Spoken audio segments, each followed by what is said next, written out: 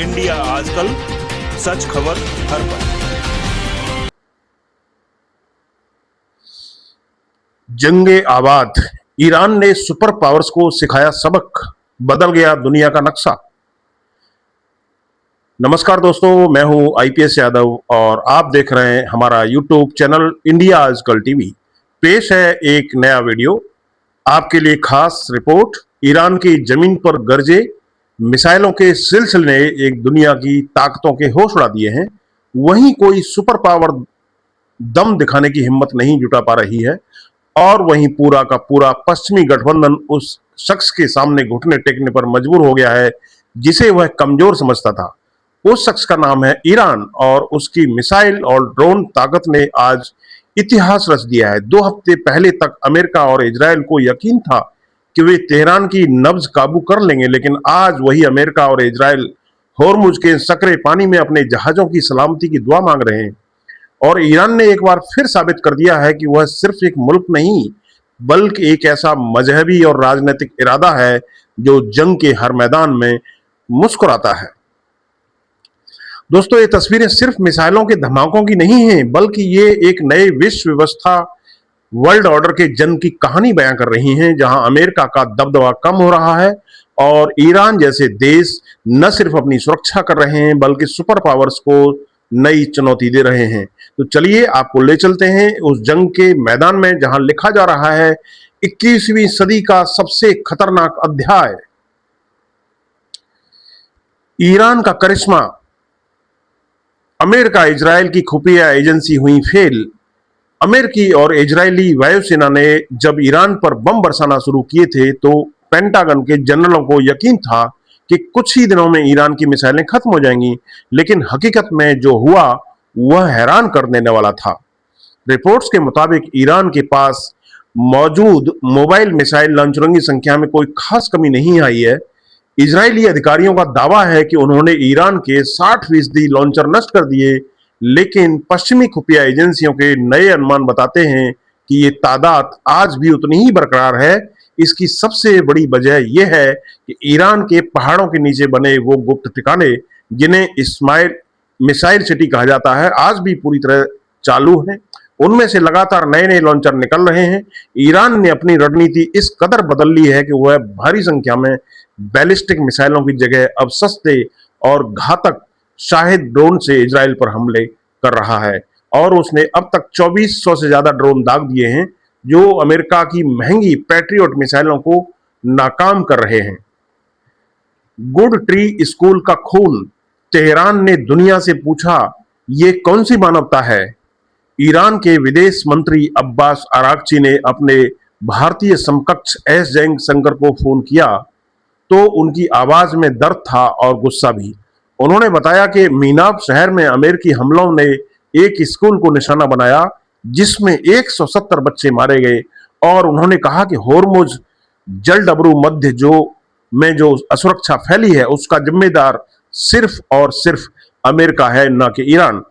Tehran का कहना है कि अंतर्राष्ट्रीय कानूनों की धज्जियां उड़ाने वाला अमेरिका खुद आज अंतर्राष्ट्रीय अदालतों में घिर सकता है। इस फोन कॉल के बाद भारत की चिंता अब और बढ़ गई है, क्योंकि होर्मुज जलडबरू मध्य भारत की ऊर्जा जरूरतों की लाइफलाइन है और अगर वहां हालात बिगड़ते हैं तो तेल की कीमतें आसमान छू सकती हैं, जिसका सीधा सा मतलब है कि महंगाई का बढ़ना और देश में नई नई मुश्किलें खड़ी होना। क्या चीन रूस बनेगा ईरान की ढाल? सुपर पावर्स के बीच चल रहा है खतरनाक ताना बाना। यह दोस्तों, जब ईरान पर मुसीबत आई तो सबसे बड़ा सवाल यह था कि उसके दोस्त कहां हैं। चीन और रूस ने तुरंत अमेरिका की निंदा की और संयुक्त राष्ट्र में आपात बैठक बुलाई, लेकिन क्या वे ईरान के लिए हथियार डालेंगे? शायद नहीं, क्योंकि रूस के साथ ईरान की जो संधि है उसमें यह नहीं लिखा है कि अगर ईरान पर हमला होगा तो रूस फौरन जंग में कूद पड़ेगा। यह महज एक सामरिक साझेदारी है, ना कि सैन्य गठबंधन।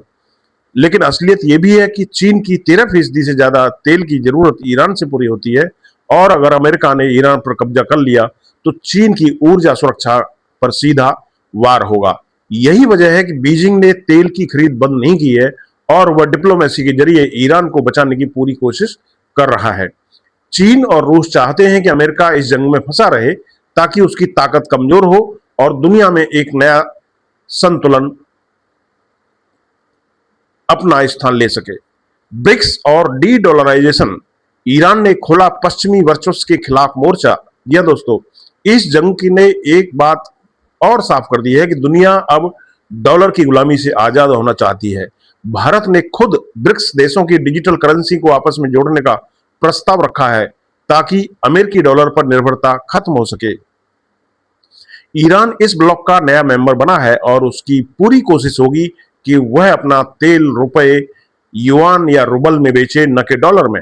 अमेरिका के राष्ट्रपति डोनाल्ड ट्रंप ने ब्रिक्स को अमेरिका विरोधी करार दिया है और धमकी दी है कि अगर डॉलर को कमजोर करने की कोशिश हुई तो उन पर टैरिफ लगा दिए जाएंगे।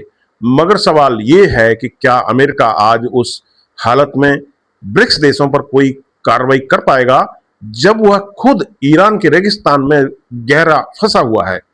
कयास ये लगाए जा रहे हैं कि ब्रिक्स का ये आर्थिक गठबंधन जल्द ही एक नई वैश्विक मुद्रा की नींव रख सकता है और इसकी शुरुआत हो सकता है इसी जंग के बीच में हो जाए।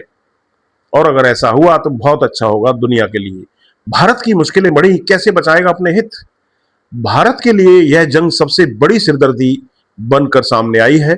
एक तरफ उसके पुराने दोस्त ईरान है, जहां से उसे सस्ता तेल मिलता है और चाबहार बंदरगाह की डील है जो अफगानिस्तान और मध्य एशिया के लिए भारत का दरवाजा खोलती है। वहीं दूसरी तरफ अमेरिका और इजराइल हैं, जिनसे भारत के रक्षा और रणनीतिक संबंध दिनों दिन गहरे होते जा रहे हैं। जयशंकर और ईरानी विदेश मंत्री के बीच हुई बातचीत में भारत ने साफ कर दिया कि वह शांति का पक्षधर है और हर हाल में अपने नागरिकों और अपने व्यापारिक हितों की रक्षा करेगा। असली मुश्किल तब होगी जब अमेरिका ने भारत पर दबाव डालना चाहा कि वह ईरान से तेल खरीदना बंद कर दे या चाबहार पर काम करना रोक दे। ऐसे में भारत को बेहद सधे कदम उठाने होंगे और उसे अपनी विदेश नीति का वो जादू दिखाना होगा जिसमें वह सबको साथ लेकर चलता है लेकिन अपने हितों से समझौता नहीं करता है। अमेरिका फंसा एक्सक्लेशन ट्रैप में, क्या ट्रंप की हार हो रही है? अमेरिकी राष्ट्रपति डोनाल्ड ट्रंप ने सोचा था कि ईरान पर कुछ ही दिनों के हमले काफी होंगे और तेहरान घुटने टेक देगा, लेकिन जमीनी हकीकत कुछ और ही कहानी बयान कर रही है।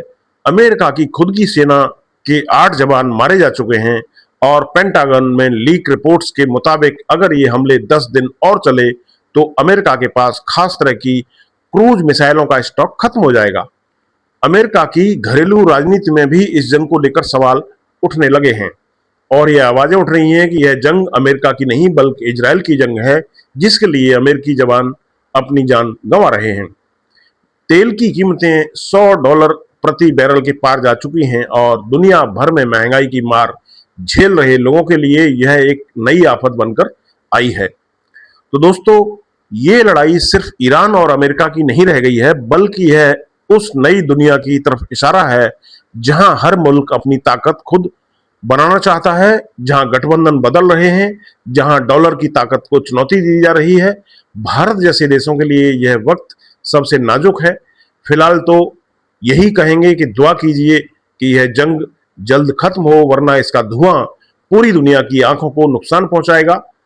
गल्फ वार की हर अपडेट के लिए आप बने रहिए हमारे साथ। इंडिया आजकल टीवी सब्सक्राइब कीजिए, लाइक और शेयर कीजिए। जय हिंद, जय भारत।